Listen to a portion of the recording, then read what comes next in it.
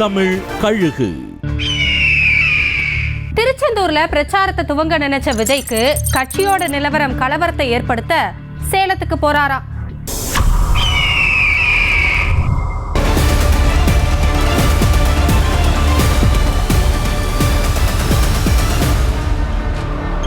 கரூர் சம்பவத்துக்கு பிறகு அடுத்த மாசம் 4ஆம் தேதி சேலத்துல பிரச்சாரம் செய்ய போலீஸ் கிட்ட விஜய் கட்சி நிர்வாகிங்க அனுமதி கேட்டிருக்காங்க. வழக்கமா சனிக்கிழமைகள்ல பிரச்சாரத்துக்கு போற விஜய் இப்ப அதை வியாழக்கிழமைக்கு மாத்தி இருக்காரு. பாபர் மசூதி இடிப்பு தினத்தை முன்னிட்டு விஜய்க்கு முதற்கட்டமா கேட்ட தேதியில அனுமதி கிடைக்கலையாம். ஆனா விஜய் தன்னோட 2ஆம் கட்ட பிரச்சாரத்தை தொடங்க நினைச்ச இடம் திருச்செந்தூராம். திருச்செந்தூர்ல பிரச்சாரத்துக்கான அனுமதியை கேட்க சொல்லி ஏற்பாடுகளை செய்ய சொன்னாராம். ஆனா திருச்செந்தூரை உள்ளடக்கின தூத்துக்குடி மாவட்டத்துக்கு இன்னும் மாவட்ட செயலாளரே நியமிக்கப்படலையாம். அந்த மாவட்டத்துல இருக்கிற 6 சட்டமன்ற தொகுதிகளுக்கும் நிர்வாகிகள் நியமிக்கப்படலைங்கிற கட்சியோட தூத்துக்குடி மாவட்ட நிலவரத்தை கேட்டு கலவரமாயிட்டாராம் விஜய். கரூர் சம்பவத்துக்கு பிறகு விஜயோட முதல் பிரச்சாரம்ங்கிறதுனால பக்காவான ஏற்பாடுகள் செஞ்சு எந்த விதமான அசம்பாவிதமும் நடக்காம இருக்கிற அளவுக்கு நிலைமையை சமாளிக்க அங்க நிர்வாகிகள் இல்லாதது ஒரு பக்கம்னா, தேர்தல் நெருங்குற நேரத்திலையும் நிர்வாகிகளை போடாம இருக்கிறதால அப்செட்டான விஜய் வேண்டா வெறுப்பாதான் திருச்செந்தூருக்கு பதிலா சேலம் போக சம்மதிச்சாருங்கிறாங்க.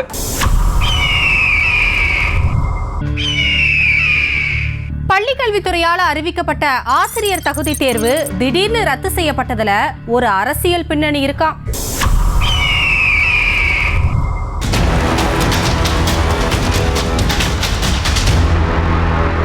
இப்ப சர்வீஸ்ல இருக்கிற அரசு பள்ளி ஆசிரியர்கள் வேலையில தொடர்றதுக்கு டெட்னு சொல்லப்படுற ஆசிரியர் தகுதி தேர்வு கட்டாயம்னோ, அதுல வெற்றி பெற்றாதான் வேலையில இருக்க முடியும்னோ உச்சநீதிமன்றம் தீர்ப்பு வழங்கி இருக்கு. இதுக்கான சிறப்பு தேர்வு நடத்த 19ஆம் தேதி பள்ளி கல்வித்துறை ஒரு அறிவிப்பை வெளியிட்டுச்சு. அமைச்சர் அன்பில் மகேஷுக்கு தெரியாம இந்த அறிவிப்பு வெளியானதுனால அமைச்சர் தரப்பு டென்ஷன் ஆயிட்டாராம். அரசு பள்ளி ஆசிரியர்களுக்காக மட்டுமே ஒரு சிறப்பு டெட் தேர்வு நடத்துற மாதிரி அமைச்சர் தரப்பு திட்டமிட்டு இருந்துச்சாம். ஆனா இதை புரிஞ்சிக்காத பள்ளிக்கல்வித்துறையோட சில முக்கிய அதிகாரிகள் வெளியிட்ட அறிவிப்பால குழப்பம் ஏற்பட அறிவிப்பு வெளியான உடனேயே அது ரத்து செய்யப்பட்டிருக்கு. தனியார் பள்ளி ஆசிரியர்கள் உட்பட யாரும் பங்கேற்காத வகையிலும் அரசு பள்ளி ஆசிரியர்கள் மட்டுமே பங்கேற்கிற விதத்திலையும் டெட் எக்ஸாமுக்கு சீக்கிரமே ஒரு நோட்டிபிகேஷன் வரப்போகுதாம். ஏற்கனவே பழைய பென்ஷன் உள்ளிட்ட பல கோரிக்கைகளை வலியுறுத்தி போராடிக்கிட்டு வர்ற அரசு பள்ளி ஆசிரியர்களை தேர்தல் சமயத்துல கூலா வச்சுக்கணும்னு அவங்களோட வேலையை காப்பாத்தி தர்ற உறுதிமொழியை கொடுத்திருக்கான் கோட்டை வட்டாரம்.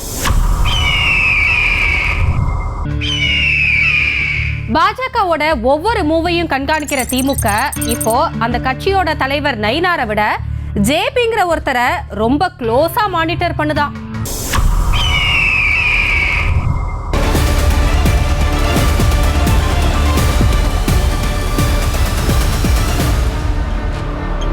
தமிழ்நாடு பாஜகவோட மாநில துணைத் தலைவராகவும் மாநில பூத் கமிட்டி அமைப்பாளராகவும் இருக்கிறாரு ஜேபின்னு அழைக்கப்படுற ஜெயபிரகாஷ்.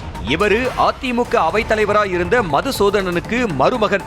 மதுசூதனன் அரசியலுக்கு பக்கபலமா இருந்த ஜேபி அதிமுகவிலிருந்து பிரிஞ்சு 2024 பிஜேபியில சேர்ந்தாரு. அண்ணாமலை கோவையில போட்டியிட்டப்ப அவருக்கு பூத் கமிட்டி பொறுப்பாளரா இருந்து செந்தில் பாலாஜி செல்வாக்கையும் எஸ்பி வேலுமணியோட ஆதிக்கத்தையும் எதிர்கொண்டு வேலை செஞ்சதை பார்த்த டெல்லி தலைமை 2025 அவருக்கு மாநில துணைத் தலைவர் பதவியையும் பூத் கமிட்டி அமைப்பாளர்ங்கிற முக்கிய பதவியையும் கொடுத்திருக்கு. ஒவ்வொரு தொகுதியிலையும் பூத் கமிட்டியில 5000 பேரை நியமிச்சு பாஜகவோட பூத் கமிட்டி பலத்தை வலுப்படுத்திக்கிட்டு இருக்காராம் ஜேபி. இவரோட வேகத்தை பார்த்த திமுக நயினாரை விட ஜேபியோட மூவ்மெண்ட்டை தான் தீவிரமா கண்காணிக்குதான். டாஸ்மாக்ல நடக்காத ஒரு ஊழல் நடந்தது மாதிரியான வரவு செலவு கணக்கு பார்த்த உயர் அதிகாரிகள் மேல ஆளுங்கட்சி கடும் கோபத்துல இருக்கான்.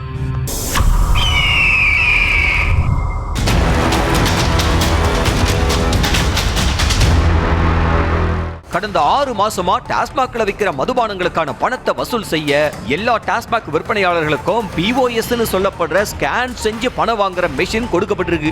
ஆனா இந்த மெஷின் மூலமா பணத்தை வாங்குறதுக்கும் அதை முறையா கணக்கு காட்டுறதுக்கும் தேவையான பயிற்சியை விற்பனையாளர்களுக்கு உயர் அதிகாரிங்க கொடுக்கலையா.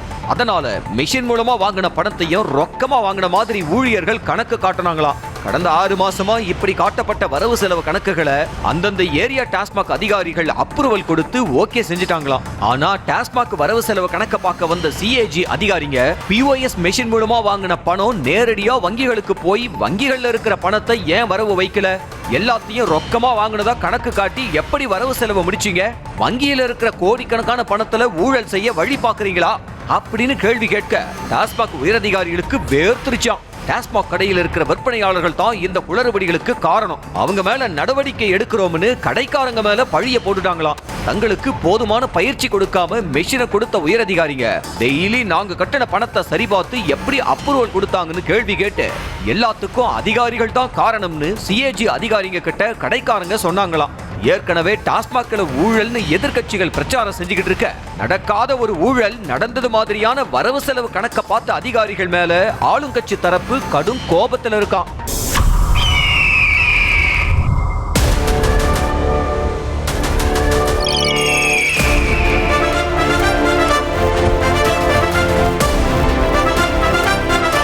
நியூஸ் தமிழ் கழுகு.